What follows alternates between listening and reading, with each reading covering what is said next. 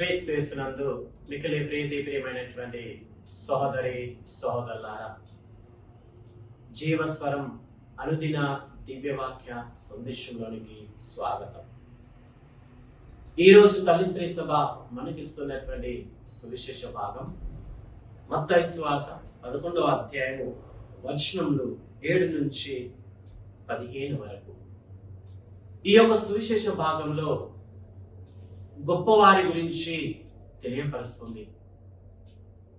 శిష్యులను యేసు ప్రభు అడిగినప్పుడు చాలా మంది స్నాపకుడు యోహాను గొప్పవారని భావిస్తున్నారని తెలుపుతున్నప్పుడు యేసు ప్రభు అంటున్నారు తనను గురించి తనకంటే గొప్పవారు ఇక్కడ ఉన్నారని. అతడు కేవలం యేసు ప్రభుకు మార్గాన్ని సిద్ధపరచడానికి పంపబడినటువంటి ఒక ప్రవక్తని ఈరోజు వచనంలో ఇలా తెలియపరుస్తుంది. ఇతనిని గురించి ఇదిగో నీకు ముందుగా నా దూతను పంపుచున్నాను, అతడు నీ మార్గంను సిద్ధపరచును అని తెలియపరుస్తుంది. ప్రియ సోదరులారా, యేసు ప్రభుకు మార్గం సిద్ధపరచడానికి స్నాపకయగు యోహానును ముందుకు పంపించారు.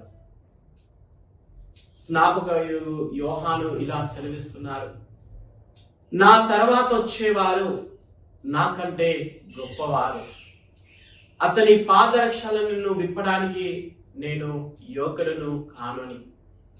తాను గొప్పవారని ప్రజలు భావించినప్పటికీ కూడా తాను అత్యల్పుడనని తన గురించి తాను తెలియపరుస్తున్నారు.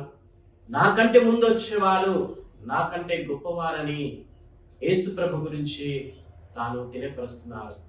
ప్రియ సహోదరులారా, ఈ యొక్క మంగళవార్త కాలంలో మనం ఏ స్థాయిలో ఎదిగినప్పటికీ కూడా మన గురించి మనము గొప్పవాళ్ళని భావించకుండా దేవుడి దృష్టిలో మనం గొప్పవాళ్ళని భావిస్తూ జీవించడలా దేవునికి దీవెనలో మనము మరింత ఎక్కువగా ఇళ్ళవేళలా పొందుతాం. కనుక ప్రియ సహోదరులారా, యేసు ప్రభు జన్మదినాన్ని కొనియాడడానికి మనం సిద్ధమవుతున్నప్పుడు ఈ యొక్క మంగళవార్త కాలంలో యేసు ప్రభు అలనాడు పశ్చిమ భాగంలో జన్మించారు. ఈ రోజు మన హృదయాల్లో జన్మించడానికి పూర్ణమైన మనసుతో అతన్ని స్వీకరించడానికి కావలసిన అనుగ్రహాల కొరకు మనం ప్రార్థించుకుంటూ దేవుడి యొక్క దీవెనలు మనందరిపైన కుమ్మరించాలని వేడుకుంటూ దేవుడు మనందరినీ ధారాళంగా దీవించును గాక.